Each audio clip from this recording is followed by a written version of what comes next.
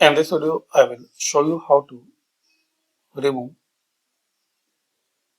guidelines except any specific area or except like I want to keep guidelines for this specific selected cells and I want to remove rest these all guidelines.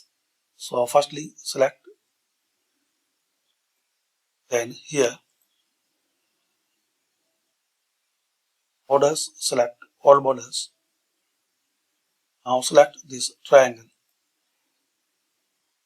So you will see entire worksheet are now selected except these, including these selected cells. Now in this color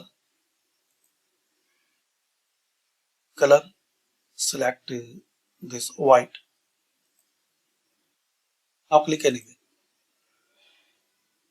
So like this you can remove guidelines except any particular area.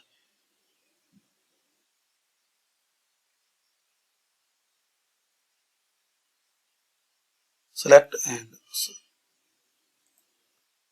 you can select another color like this. So thanks for watching.